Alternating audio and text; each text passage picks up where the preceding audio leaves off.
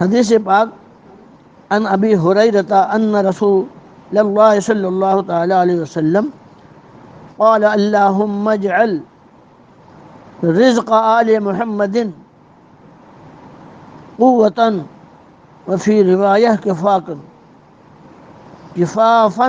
اللہ تعالی روایت ہے ابو ہریرہ رضی اللہ تعالی عنہ سے کہ رسول اللہ صلی اللہ علیہ وسلم نے فرمایا الہی محمد رسول اللہ صلی اللہ تعالی وسلم کے گھر والوں کی روزی ان کی ضرورت کے مطابق فرما. ایک روایت میں ہے کہ اتنی ہو کہ کفایت سے کام چل جائے. حسن حسین علی و فاطمہ رضی اللہ تعالی عنہما روزہ میں افطار کے لیے سامنے جو کچھ بھی رکھتے جو میسر ہوتا وقت ہوتے ہی سائل آ جاتا پانی سے افطار کر لیتے اور سائل کو جو بھی ہوتا انہیں دے دیتے. تو اس فرمان میں امت کو بھی تعلیم ہے کہ بقدر ضرورت مال پر قناعت کریں، زیادتی کی ہوس میں ذلیل و خوار نہ ہوں. مگر مالداری اگر اللہ تعالیٰ کے فضل سے حلال طریقے سے حاصل ہو تو وہ بھی بہت بڑی نعمت ہے کہ غریبوں کا، بیواؤں کا، یتیموں کا اور پریشان حال لوگوں کی پریشانی کا ان کے ذریعے جو ہے آسان ہو جاتا ہے.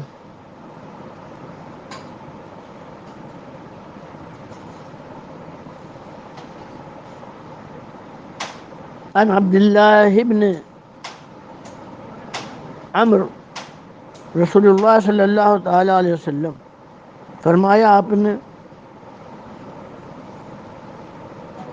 کہ وہ کامیاب ہو گیا جو مسلمان ہوا اور بقدر کفایت ضرورت روزی دیا گیا اور اللہ تعالیٰ نے اسے دیے ہوئے پر صبر دیا، قناعت دی، تو وہ مسلمان وہ شخص کامیاب ہو گیا. بے شک جسے ایمان و تقوی بقدر ضرورت مال اور تھوڑے مال پر صبر ہو جائے تو یہ چیزیں مل گئیں تو اس پر اللہ رب العزت کا بڑا ہی فضل و کرم ہو گیا. وہ کامیاب رہا اور دنیا سے کامیاب گیا.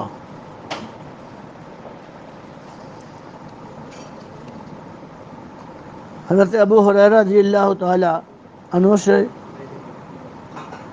مروی ہے، فرماتے ہیں کہ فرمایا رسول اللہ صلی اللہ تعالی وسلم نے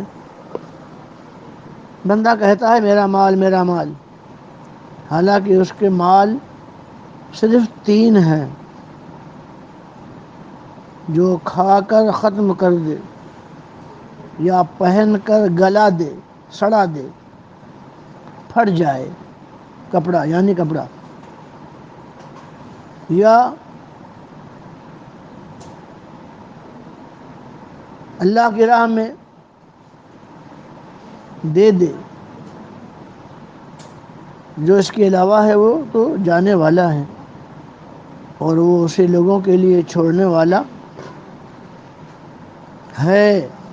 ظاہر ہے کہ انتقال کے پہلے لوگ وصیت کرتے ہیں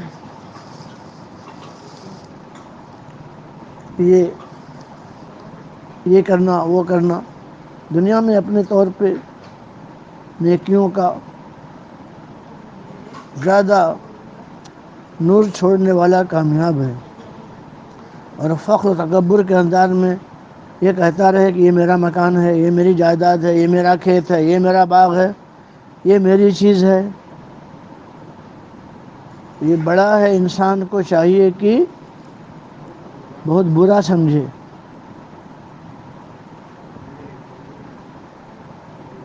اور یہ یقین رکھے کہ میرا مال سب اللہ تعالیٰ کی ملک ہے، اس کی ملکیت ہے، میرے پاس چند روز کے لیے ہے، عارضی ہے، جو مال انسان کے کام آتے ہیں اور جسے وہ اپنا مال کہہ سکتا ہے، وہ وہی ہیں جو اس نے کھا پی اور پہن اوڑھ کر اس سے فائدہ اٹھا لیا یا اللہ کی راہ میں دے دیا۔ کہ اللہ کی راہ میں دینا گویا اللہ تعالیٰ کے بینک میں جمع کر دینا ہے، جمع کرنے سے بے شمار نفع ملتا ہے۔ بیوی بچوں پہ خرچ کرنا، عزیزوں، رشتہ داروں اور غریبوں کو دینا یا دین کے دیگر کاموں میں خرچ کرنا اللہ ہی کی راہ میں دینا ہے۔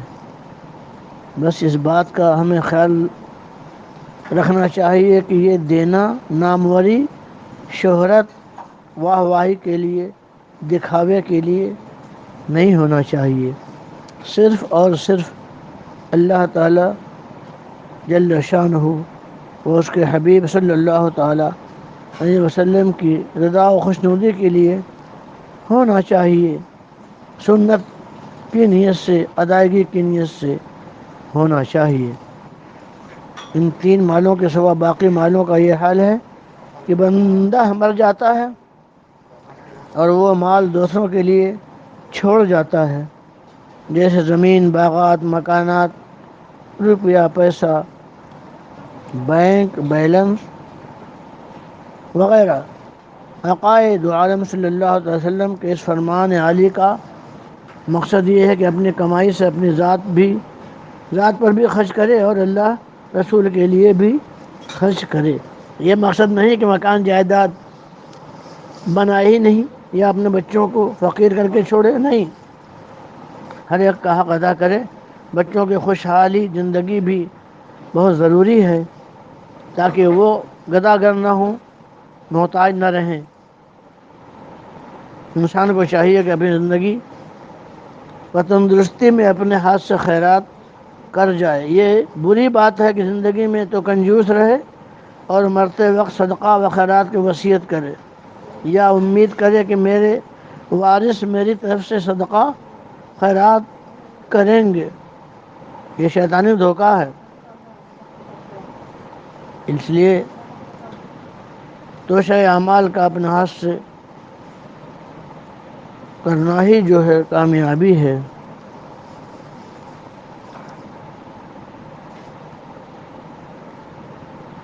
ایک اللہ تعالیٰ کے ولی سے کسی نے سوال کیا کہ حضرت زکوٰۃ کا حساب کیا ہے؟ آپ نے فرمایا 40واں حصہ۔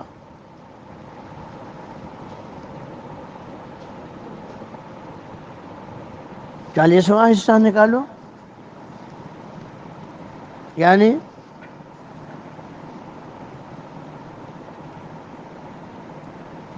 1,00,000 میں روپے میں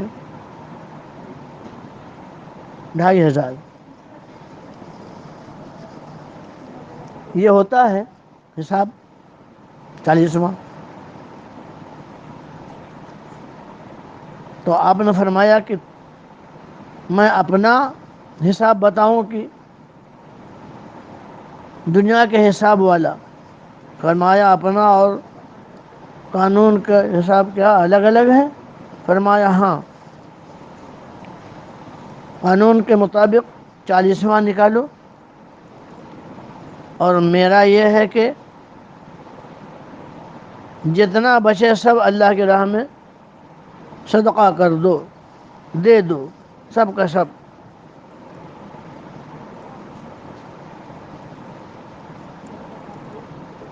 اعلیٰ حضرت نے فرمایا، ایک اشعار آپ کے بڑے شاندار ہیں، توشہ اعمال کا اپنے ساتھ لے جاؤ جی، کون پیچھے قبر میں بھیجے گا سوچو تو صحیح، بعد مرنے کے تمہیں اپنا پرایا بھول جائے، فاتحہ کو قبر پر پھر کوئی آئے نہ آئے، اترتے چاند ڈھلتی چاندنی جو ہو سکے کر لے، اندھیرا پاک آتا ہے یہ 2 دن کی اجالی ہے۔ اللہ اکبر۔